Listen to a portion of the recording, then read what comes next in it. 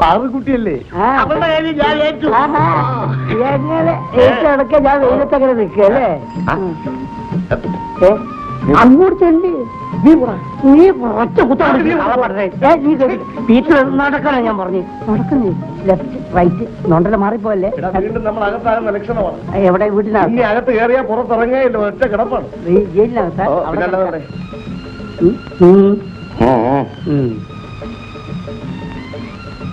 Good morning madam. നീ എന്താ അവരെ നോക്കി ആദ്യം ഗുഡ് മോർണിംഗ് പറയുന്നത്? അവർ നിന്നെ നോക്കി ഗുഡ് മോർണിംഗ് പറയട്ടെ.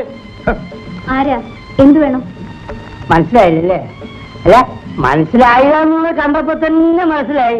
സ്വാമി ശങ്കര സുബ്ബയ്യർ, എൻക്വയറി ഓഫീസർ. സ്വാമി പഠിക്കുക. അല്ല ഉക്കാരിക. ഇവിടെ ഈ മിൽക്ക് പൗഡർ തിരിട്ട് പോയതായി ആരോ കംപ്ലൈന്റ് ചെയ്തു. ഞാനാ കംപ്ലൈന്റ് ചെയ്തത്. നിങ്ങളാണോ തിരിടിയത്? അല്ല, അയ്യോ അല്ല സാർ. അല്ല സ്വാമി, തിരിടിയത് ഇവരല്ല, അത് തിരിട്ടവർക്ക്. റിപ്പോർട്ട് പണിയത് ഇവര്. അപ്പടിയാ? സാറല്ല, സ്വാമി. സ്വാമി സ്വാമി. ஆமா, நம்ம வந்த டாக்ஸி திருச்சழிச்சோ.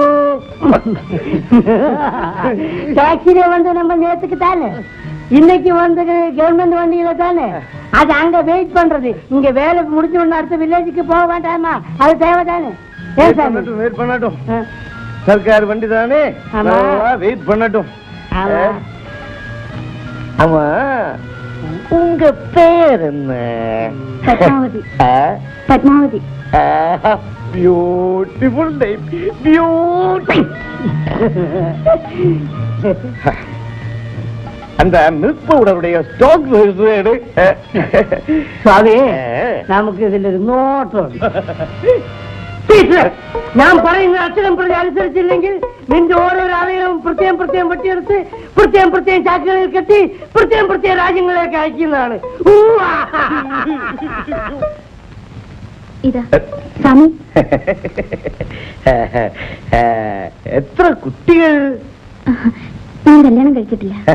ഞാനോ അതല്ല, എത്ര കുട്ടികൾക്ക് ഈ സെന്ററിൽ പാൽ കൊടുക്കുന്നുണ്ട്?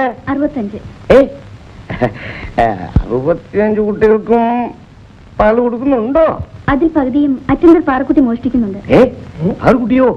മോട്ടിക്കും. അവൾ കള്ളിയാണ്. ഒരു കാര്യം ചെയ്യൂ, ആ പാറക്കുട്ടിയെ ഞാൻ വിളിക്കുന്നു എന്ന് പറയൂ. വിളിക്കൂ. എടാ, പാറക്കുട്ടി കള്ളിയാണ്, മോട്ടിക്കല്ലേടാ. പാറക്കുട്ടി എന്റെ തറവാട്ട് കയറി മോട്ടിച്ചിട്ടുണ്ടാ. എടാ, ഇത് പറയാനാണോ ഞാൻ നിന്നെ കൊണ്ട് കൂട്ടിക്കൊണ്ടു? എടാ, അവിടെ മോട്ടിക്കില്ലാന്ന് പറയാനല്ല നിന്നെ കൊണ്ട് കൂട്ടിക്കൊണ്ടുവന്നത് അല്ലേ? നീ എവിടെ പോയി എന്റെ സാമിക്കളെ നിർത്തിച്ചാ?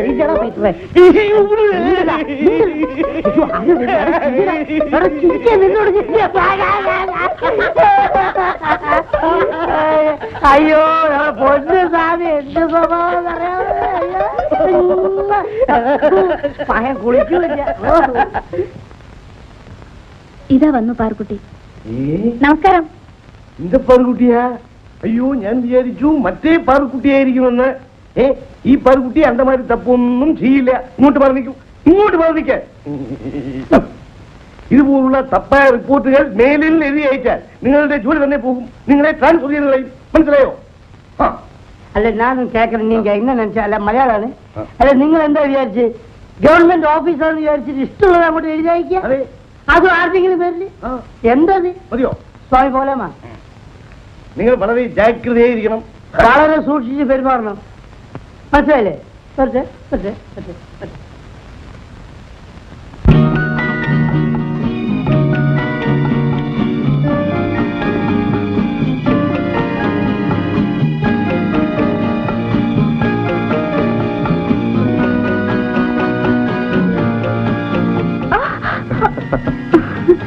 ആഹാ, ഈ സൈക്കിൾ എവിടുന്ന് സംഘടിപ്പിച്ചു?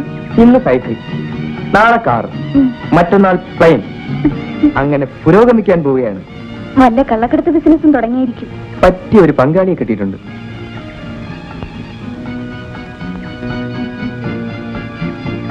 തയ്യാറാണോ? അങ്ങനെ കുറുക്ക് വഴിയിലൂടെ പണക്കാരനാകണ്ട, അധ്വാനിച്ച് വേണം സമ്പാദിക്കാൻ. ആ കയറിക്കോ, വീട്ടിൽ വിട്ടേക്കാം. അയ്യോ, എനിക്ക് പേടിയാ. ഞാൻ വീണാലും പത്മ വീഴാൻ നോക്കിക്കൊള്ളാം. ഞാൻ വീണാലും സാരമില്ല, എങ്ങനെയെങ്കിലും തൊലഞ്ഞാ മതി. ആഹാ, അത്രയ്ക്കങ്ങ് മടുത്തോ? എല്ലാം കൊണ്ടും മതിയായി ചേട്ടാ. കാമുകിമാർക്ക് ഒരിക്കലും നിരാശ പാടില്ല. ഇന്നലെ വീട്ടിൽ വലിയ വഴക്കായിരുന്നു. പ്രശ്നം നമ്മളായിരിക്കും. നമ്മൾ തമ്മിൽ ഇനി ഒരിക്കലും കാണരുതെന്നാണ് അമ്മയുടെ താക്കീത്. ഒരു വഴി അടഞ്ഞാൽ മറ്റൊരു വഴി തുറക്കാതിരിക്കുമോ പത്മം? ചില കാര്യങ്ങൾ വിശദമായി സംസാരിക്കാനുണ്ട്. വേഗം പറ. ഇവിടെ വെച്ചോ? പിന്നെ ഇന്ന് ഞങ്ങളുടെ വീടിനടുത്തുള്ള ക്ഷേത്രത്തിലെ ഉത്സവമാണ്. പത്മ പോകുന്നില്ലേ? മനസ്സിന് സുഖമുള്ളവരല്ലേ ഉത്സവം കാണാൻ പോകുന്നത്? അപ്പോ ഇന്ന് രാത്രി ഏകയാണെന്ന് അർത്ഥം. ഞാൻ വരട്ടെ? ശോ, അപകടമല്ലേ? ഞാൻ എത്തിയിരിക്കും. ആ, വീടറിയാമല്ലോ. പുറത്തു തന്നെ കണ്ടിട്ടുള്ളൂ. അകത്തെ സ്ഥിതി അവിടെ വന്നിട്ട് അറിഞ്ഞാൽ മതി.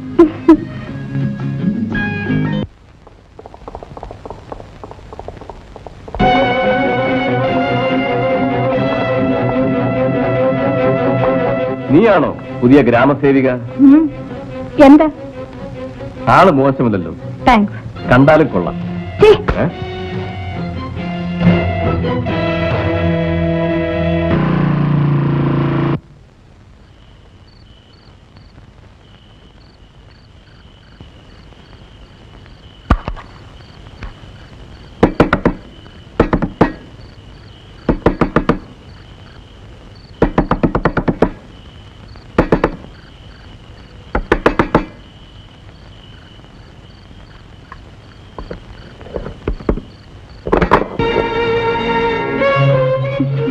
ഉറങ്ങിപ്പോയി ചേട്ടാ. വന്നിട്ട് അധിക സമയമായോ? വരൂ. എന്താ ഇങ്ങനെ? അതാണ് എനിക്കും അറിയേണ്ടത്. അയ്യോ, പതുക്കെ, ആരെങ്കിലും കേൾക്കും. ഇനി ഇതിൽ രഹസ്യത്തിന്റെ പ്രശ്നമില്ല. എന്താണ് ഈ പറയുന്നത്? നിനക്കൊന്നും അറിയില്ലല്ലേ? പുറത്ത് നിൽക്കുന്നത് അപകടമാണ്. വരൂ, അകത്തിരുന്ന് സംസാരിക്കാം. അകത്ത് കിടന്നവന്റെ ചൂടും മണവും മാറട്ടെ. ചേട്ടാ, ആ രഘു എന്തിനോട് വന്നു? ഏത് രഘു? ശേഖരൻ മുതലാളിയുടെ മകൻ രഘു. ഇവിടെ ഇറങ്ങിപ്പോണോ? ഞാൻ നേരിൽ കണ്ടതാണ്. ഓഹോ, കാലുമാറാനാണ് ഭാവമെങ്കിൽ കരുതയ്ക്കാതെ പോകുന്നതല്ലേ നല്ലത്. കണ്ണിൽ കണ്ടത് വിശ്വസിക്കരുതെന്നാണ് പറഞ്ഞു വരുന്നത്. എന്ത് കണ്ടെന്നാണ് ഈ പറയുന്നത്? നീ മൗനമായുള്ള ബന്ധം. ചേട്ടാ, എല്ലാവിധ എതിർപ്പുകളെ അതിജീവിച്ച് നിങ്ങൾക്ക് വേണ്ടി മാത്രം കാത്തിരുന്ന എന്നെ ഇങ്ങനെ സംശയിക്കരുത്. എന്നെ മറ്റെന്ത് വേണമെങ്കിലും പറഞ്ഞോളൂ, ഞാൻ പിടിച്ചോളാണെന്ന് മാത്രം പറയരുത്. എന്റെ ചേട്ടനത് പറഞ്ഞാൽ പിന്നെ എനിക്ക് ജീവിതമില്ല. അവൻ എന്തിനോട് വന്നു? എന്നെ ചതിക്കാൻ, നമ്മളെ തമ്മിൽ തെറ്റിക്കാൻ, ഈ ബന്ധം തകർക്കാൻ. എന്റെ ചേട്ടൻ ഇത്ര തൊട്ടവാടിയാകുമെന്ന് ഞാൻ തീരെ കരുതിയില്ല. എനിക്കിതിന്റെ സത്യം അറിയണം. അതെന്റെയും കൂടെ ആവശ്യമില്ല ചേട്ടാ. ദയവായി എന്നെ വിശ്വസിക്കും. ചേട്ടനകത്ത് വരൂ, എല്ലാം ബോധ്യമാകും.